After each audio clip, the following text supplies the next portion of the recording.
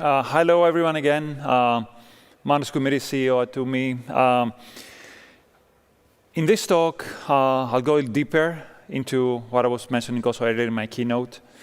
But let me start by mentioning something that's actually very concerning to me. If you look at frontier AI right now as it stands, it's primarily dominated by closed source AI. But I think that a shift is coming, and it's going to be coming fast. A change in that is not just necessary for the sake of all of us, but I think it's going to be inevitable. In this talk, I will discuss not only why open source AI should win, but also why and how it will win. I'll also very pragmatically discuss what both academia but also enterprise should be doing very pragmatically, starting today, to future-proof their success. So currently, frontier AI is facing an oligarchy problem. It's our greatest invention yet, powering the next wave of advancement in the industry, in the sciences, pretty much everything. But the research and its development has moved and become more closed than it ever was before. And it's now primarily being controlled by a small number of tech giants.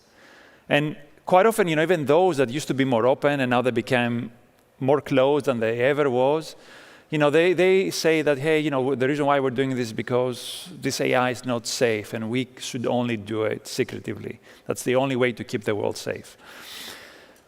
But this is very concerning because frontier AI is extremely powerful of a technology. And if it's controlled by just a couple tech giants, it would lead to an extreme concentration of power. And at the same time, these tech giants are developing it with no transparency, very limited investment in safety. They're trying to one-up each other in the leaderboard, focusing on the things that are more marketable and useful as opposed to safety. And at the same time, the current setup is creating two fundamental problems. The first one is it's thwarting innovation. If you are, especially in science or even an enterprise, you can only access these models behind an API. And that's not the way sciences work. And even for enterprise, I was mentioning earlier in the keynote, that's not how enterprise should work either. And not only that, it even thwarts everybody else, like all this open community, to contribute to its advancements. I've heard time and again from academics say, hey, we want to contribute to make these models better, but they don't want us to be involved in this. They're extremely secretive. But the question is, how did we end up here? AI research used to be even more open. There's two main challenges. The first one is access to GPUs, and it's reasonably compute-intensive research. And then it's the lack of proper ML infra, because it takes a lot of ML infra to be able to do this type of research. And then there's also one fictional challenge, which is people like Sam Altman, they go around and they try to brainwash everybody that, hey, it's totally, as he says, totally hopeless to compete with OpenAI. Of course, saying that to protect their own monetary interests. But a wake-up call came when DeepSeek launched. I saw a huge shift. It sent an earthquake throughout the tech industry, stock market, everything. And re-energized not just the industry, but also the academic community that said, we can see that we can achieve more even if we have less resources. But it also emboldened enterprise. So okay, we're not happy with just these closed models. We want more. Because what they were using until then was these closed APIs. But again, if you have a black box behind an API, you get very limited flexibility to customize and develop your own IP. It's bad for privacy and security, right? You don't choose your infra where you deploy this, limited transparency, high costs. And they started asking, that to use open source AI. Because as I was mentioning earlier in the keynote, that, hey, these models now, the open models are as good as the closed ones, especially the moment I customize it with my domain and data, they become way better. So why should I use the closed ones? And if I use the open models, again, I can freely customize them, develop my own IP, better for privacy, security, better transparency, lower costs. And I have seen especially, it's actually interesting, the impact that DeepSeek had, besides the impact on the stock market, that I've heard some of the biggest enterprises identifying DeepSeek as the moment in time that they realized they need to move from the left to the right. But I think in the future, things are not going to be just open weight models. Because when I say here open source, pretty much mostly means open weight models. But I think it's going to be truly open source.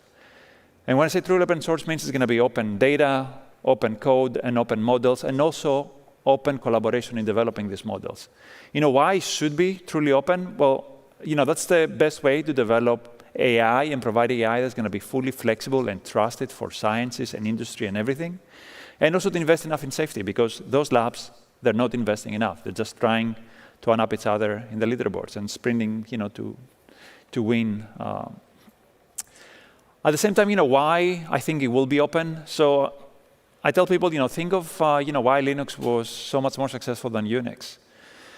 When Linux came out, it was not necessarily any better than Unix. And many people said, oh, Unix developed by the best engineers at Bell Labs, nobody has that capability to do this. But when Linux came out, even though necessarily was not any better, people said, you know what, it has the flexibility that I need to customize to my needs, and I can make, at the end, a better solution for me than the black box that Unix is, which is better for also transparency, and I can better trust, especially for regulated industries. And as more and more people use Linux, the whole community made it so much better than Unix that it ended up by far dominating. Those same arguments are true for AI, and I would say in an even more profound way. It's such a complex technology that even being at Google building Palm, and then when DeepMind took over with Gemini, there's not enough people in Google, OpenAI, or Anthropic to advance this technology sufficiently. An open community that is orders of magnitude bigger can do it much better, safer, and faster.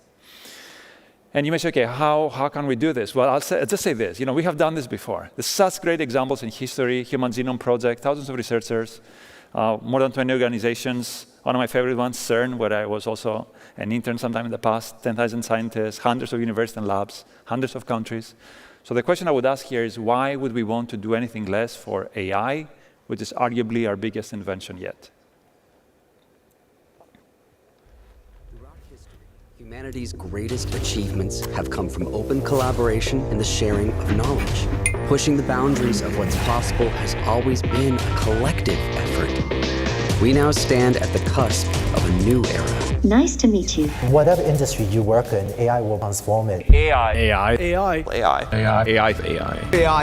is increasingly becoming the exclusive property of a powerful few. Developed secretly behind closed doors, seeking to dominate by discouraging others. We're gonna steamroll you. It's totally hopeless to compete with us. The abuse of power, it's very frightening. Why should we trust you? You shouldn't. You should not trust one company and certainly not one person with it. To be trusted, AI should be advanced Collectively, Transparently, responsibly, openly. We believe that the future of AI is open. Join the movement. Okay, so then the question is, okay, how can we do this again? So the way I think about this is, okay, let's see how we ended up here and how can we go back and fix this. The first one, I tell people, hey, don't believe Sam Altman and everybody else that tells you this. It's especially AI, how complex it is, how many dozens, hundreds of independent sub-problems that can be pursued independently by an open community can be better advanced in the open.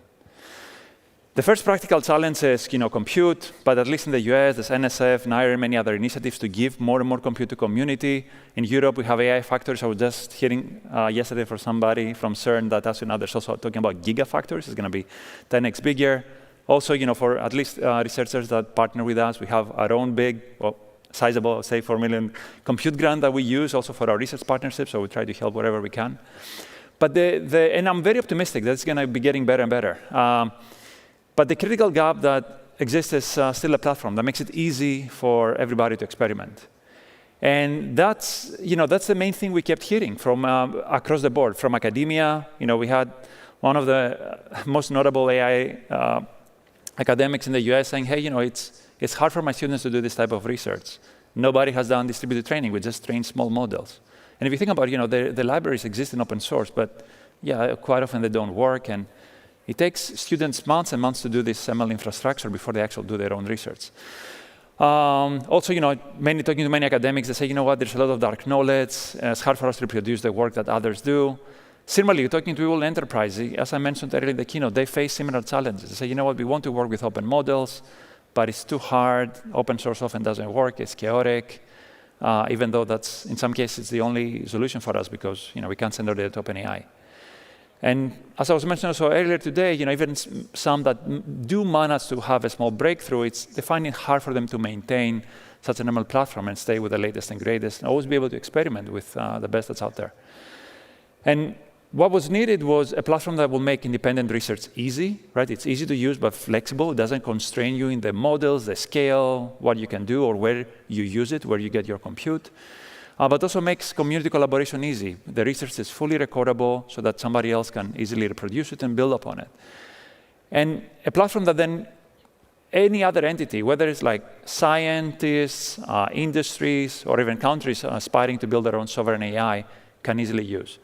And that's what we started building the Oumi platform for over a year ago. As I was mentioning earlier, it's like one of its kind platform. It's like end-to-end, anything from data synthesis, pre-training, post-training, evaluation, inference, across any model, at any scale.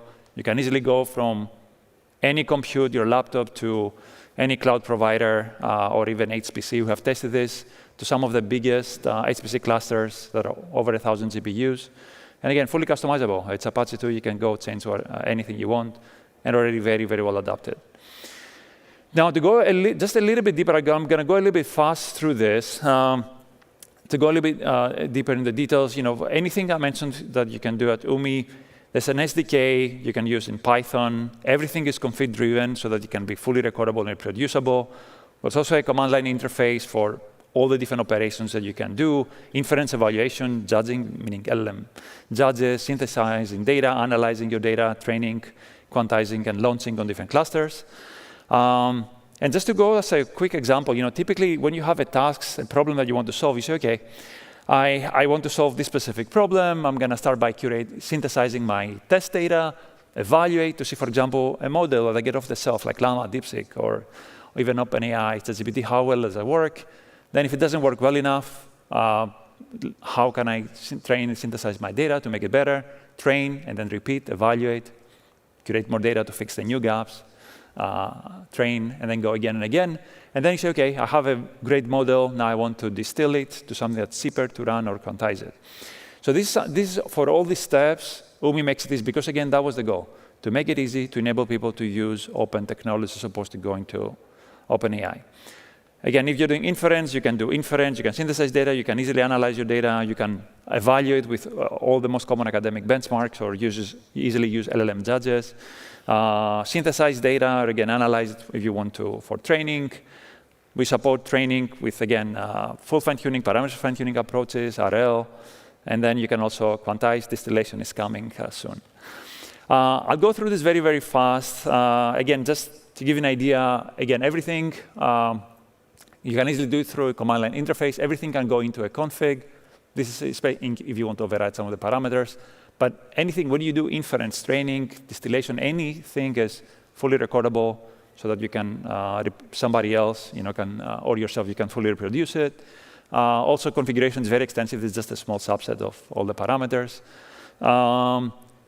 Also, just to give you an idea, we pushed very hard to make sure this is very flexible so that no matter if you say, hey, I want to use OpenAI for inference for some reason to collect my data, or Anthropic, or Hugging Face, DeepSeek, VLLM, Llama CPP, Lambda, Sambanova together, it just works. Any open source or even internet APIs that you may have to use.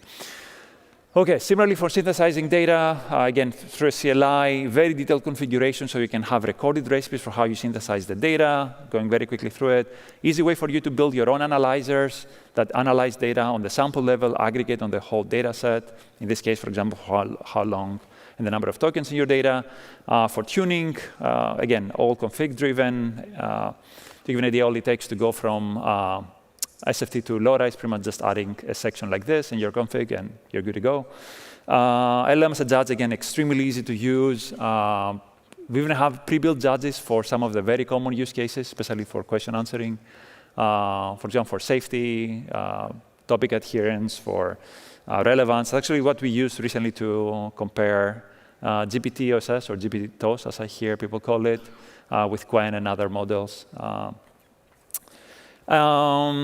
Okay, now just to give you a very concrete example, let's say, for example, you want to build a better model for question answering, a better model that it's better at answering questions for your specific domain. Let's say it's legal, insurance, whatever the domain is. We have already recipes for how you can synthesize data specifically for question answering. So literally, that would take you, I don't know, like not even a minute. You just need to point to your own raw data so it understands how your domain looks like. Then let's say you synthesize the data to test the model. So okay, now I want to compare, I don't know, OpenAI or even my local Llama or DeepSeek model. We already have judges for how you can check that the responses are complete, relevant, safe, grounded, meaning they're not hallucinated, and say, okay, all my prompts I want to test are in this JSON. That's all you need to do. And then it's okay, I synthesized I evaluated, now I want to synthesize data to train to make it better. Again, you just say, this is, I want to put my data in this JSON, and then you can just fit it in this configuration file to train, and once you're done with the loop, quantize and distill. To give you an idea, if you go through this loop, what we hear from many enterprises that it would take us months and months to develop a use case, which for ML engineers usually because they cost a lot, that could be hundreds of thousands of dollars, and a couple months to develop, also a couple thousand perhaps in compute costs. So all it takes and the goal for what we try to enable enterprises to do is to make this literally take a couple hours of engineering time. And also even hours, or let's say at most a day of clock time. So you can dramatically lower cost, develop use case, because what we hear again from many enterprises that they have dozens and dozens, if not hundreds of use cases they want to productionize. And at the end, what you'll get is, and I'll be honest, right? You don't know, that's not always the case, but if, which is the most common case for many enterprises, you have a very specific use case you want to build a model for, you can end up with a model that has higher quality than the generic foundation models you get out of OpenAI, Anthropic, or Google. Quite often, at 10x or even lower costs, and a lot faster as well, in case latency matters for you. As a quick recap, Oumi is an end-to-end platform, should give you everything that you need for LLM ops, for language models, vision language models, whether you're working with even open models or even you're working with closed ones. A lot of recipes so you can get going for how you can train, so even if you don't know what are the right hyperparameters, you have very good starting points. And again, it can be used at almost no code, low code, or you can go deep and customize anything that you want. So I would strongly encourage you to give it a try, to build on a strong foundation or using open source. Again, Oumi should make it very easy for you. Please leverage it, contribute to make it better. Give it a start on GitHub. This support really helps. And I tell people that this is the best way for us as a community to build the equivalent of Linux for AI, to build a platform that enables all of us to experiment better. So we are not we're not forced to use the ChatGPTs of the world. And I'm hopeful that if we do this, that if we work together, then we can go back to Sam Altman and help him correct his statement that it's not hopeless to compete with OpenAI. It's actually hopeless to compete with open source AI. Now to go very quickly, Oumi for enterprises. We build also an enterprise platform on top of the open source, keeping all those scenarios, but also adding the resource management that enterprises needed, and also additional automation so that enterprise can go faster. Again, it's built by a very strong team. I was building Palm and Gemini, Apple Intelligence, working on Meta, exceptional academic support. We work with over 20 academics from many universities, and also a lot of traction so far. Now, just to give you very quickly some real-world examples, this is something that we built with Oumi. It's the industry-leading hallucination detection model. This is a very simple UI that we built, where if you feed here the context, let's say this context that you would feed either to a closed source or an open source model, like your RAG context, and then there it's necessarily the response from an LLM, and you want to fact check this. So you know what? How grounded is this, like summary or whatever, these statements grounded on this bigger context I fed to my LLM? It actually gives you, assesses each statement independently, but also in the context of everything. And for example, if I were to dive here into the last one statement that says the folks trick the race, you can see you get not just the Gen AI explanations that says, you know what, actually that's not true because there's no statement that it intentionally rigged the race, even though it shows part of the race. And here's the line you should go check. That's line 6. That's highlighted. But here's also a confidence score. So it kind of combines the benefits of Gen AI, the explanations, the citations, with a confidence score so that as an enterprise, you know where you can draw the line. You know, what is the risk tolerance that you have? The good thing with this is that we end up getting quite higher quality than all of the leading models that are out there, even though they may be 10 times or 100 times the size. And again, this is the same thing that if you have a very specific use case you want to solve, you can develop a specialized model that will be quite often much better and much cheaper than the generic model. And also the very beautiful thing with this is, as I mentioned before, if you just pip install the Oumi library, you can just do Oumi train with this configuration file, and you can fully reproduce and train a Halloumi model yourself. Now, very, very quickly, another healthcare company that we work with, they had similar problem. They had some scenario where they want to extract information and build an agent on top of it. They used GPT-4o. Then they found that if they train a fine model, they can get at 10 times or even less the size and faster, 10 times faster model, dramatically higher quality because they had such a very specific problem they want to solve. And that's what they end up using. And at the end, again, they got much higher quality at 10x lower size and costs. So wrapping up this talk, I would just like to highlight 3 things. First off, open source AI should be, and I think is going to be the future. Not just, of course, for academia, there's no other way around it, but even for enterprises. And for enterprises, it's going to be much higher risk for any that stay in the shallow waters of just curating prompts as opposed to, for these closed models, as opposed to going deeper and using their own domain and data troves they've been accumulating to develop their own specialized tailored AI. Because that's the best way by far they can differentiate. And I know that, as a last point, that in the past it was very hard. We kept hearing this again from not just ML engineers in the industry, but even some of the top researchers that we have in academia. But again, that's why we built Oumi. So now it should be easy for people to experiment if they're doing research in academia or develop their tailored AI if they're in enterprise. So I would challenge you, don't get left behind. Power your future with open source AI. You should be able to do it very easily with Oumi and lead the change. Thank you very much.